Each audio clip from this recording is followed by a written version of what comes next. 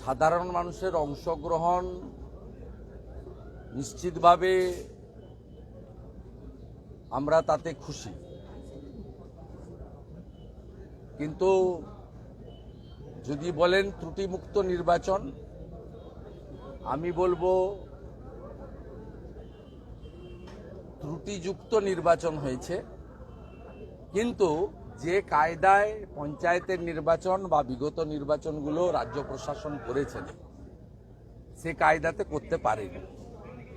মোরলেস 95% বেশি বুথে কেন্দ্রীয় আধা সামরিক বাহিনীর উপস্থিতি, চলমান ওয়েব ক্যামেরা বা সিসিটিভি উপস্থিত থাকার জন্য বুথ প্রিমিসেসের মধ্যে অবাধ লুট এবং ভোটের কম্পার্টমেন্ট তুলে দিয়ে কে কোথায় ভোট দিচ্ছে দেখা, এটা খুব বেশি করতে পারেনি।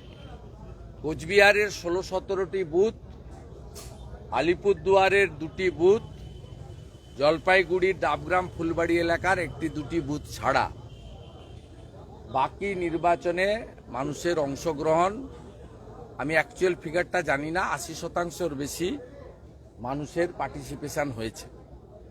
যে বুথগুলোতে এজেন্টদের মেরে বের করে দিয়েছে বা এজেন্ট দিতে দেয়নি, সেই বুথগুলোতে কিছু মৃত ভোটার এবং কিছু ভোটারকে হাতে কালি লাগিয়ে ফিরিয়ে দিয়ে প্রক্সি ভোট এক শ্রেণীর একটা ছোট অংশের ইলেকশন অফিসারদের সাহায্যে, পোলিং পার্টির সাহায্যে কোথাও কোথাও করেছে।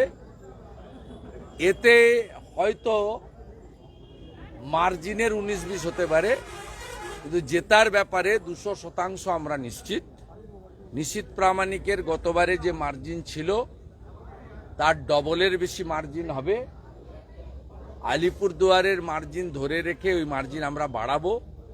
জলপাইগুড়ির ক্ষেত্রেও অত্যন্ত ভালো ব্যবধানে ভারতীয় জনতা পার্টি জিতবে। আজকের নির্বাচনের নির্যাস রাষ্ট্রবাদীরা 3 আর চোরেরা 0। কিছু বলবেন? আজকে টাইট ছিল, ওকে একটু টাইট দিয়ে রেখেছিল জনগণ। আজকে দাদা, মুখ্যমন্ত্রী বিভিন্ন কর্মসূচিতে আদিবাসী তরুণদের সঙ্গে নাচের তালে পা মেলাচ্ছে। আপনাকে বলে দিই, তথ্য সংস্কৃতি দপ্তর সম্পূর্ণভাবে, আমি এক স্যান্ডেলে এক্ষুনি দেব কিভাবে মিডিয়াদেরকে তথ্য সংস্কৃতি দপ্তরের ডিআইসিও বা এসডিআইসিওরা আপনাদের হোয়াটসঅ্যাপ গ্রুপে মুখ্যমন্ত্রীর পলিটিক্যাল প্রোগ্রাম দিচ্ছে। আমি গতকাল শুনে এসেছি উত্তর দিনাজপুরের রায়গঞ্জ লোকসভায় 14,000 লোক সাংস্কৃতিক শিল্পী ভাতা পান। তাদেরকে ওই জেলার ডিআইএসও, তিনি ডিআইসিও ফোন করে বলছেন তৃণমূলকে ভোট দিতে হবে। আমি লোকশিল্পীদেরকে বলছি ফোন রেকর্ড করে আমাকে পাঠান, আপনারা আমার হোয়াটসঅ্যাপ নাম্বার সবাই জানে, আপনারা আমার কাছে পাঠান। ওই ভদ্রলোকের চাকরি কি করে থাকে সে ব্যবস্থা আমি করব, যতদূর যেতে হয় যাব। আর লোকশিল্পীদের বলবো, ফোন করলে বলবেন আমরা বিজেপিকে আনবো। আপনারা 1000 টাকা ভাতা দেন, তাও সবাই পায় না, কীর্তনিয়াদের দেয় না, বহু লোক পায় না। ভারতীয় জনতা পার্টিকে আমরা আনবো। যেমন অন্নপূর্ণা ভান্ডারে 3000 টাকা করে দেবে বলেছে বিজেপি, তেমনি লোকপ্রসাদ শিল্পী ভাতা, বার্ধক্য ভাতা, বিধবা ভাতা, দিব্যাঙ্গ ভাতা, তফসিলিদের ভাতা, কৃষকদের ভাতা, জনজাতিদের ভাতা 1000-এর বদলে 3000 টাকা করে বিজেপি ক্ষমতায় আসার প্রথম মাস থেকেই দেবে। আমি আপনাদের কাছে বলে দিলাম, লোকপ্রসাদ শিল্পীরা এই উত্তরটা জেলা তথ্য সাংস্কৃতিক আধিকারিক তাকে দেবে।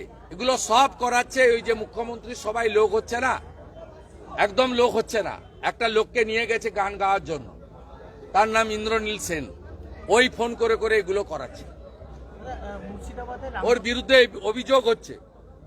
যে যে জেলায় তথ্য সাংস্কৃতিক আধিকারিকরা, মহকুমার তথ্য সাংস্কৃতিক আধিকারিকরা সরকারি গ্রুপে পোস্ট করেছেন মুখ্যমন্ত্রীর রাজনৈতিক সভাকে, আর লোকপ্রসাদ শিল্পীদেরকে সরকারি টাকায় বাসে করে নিয়ে আসছেন।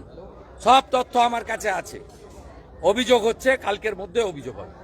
রামনবমীর দিন মুর্শিদাবাদে যে মিছিলে হামলা হয়েছে সেটা নিয়ে এনআইএ তদন্ত দাবি করে এবং তার কিছু দৃষ্টি আকর্ষণ করা হয়েছে।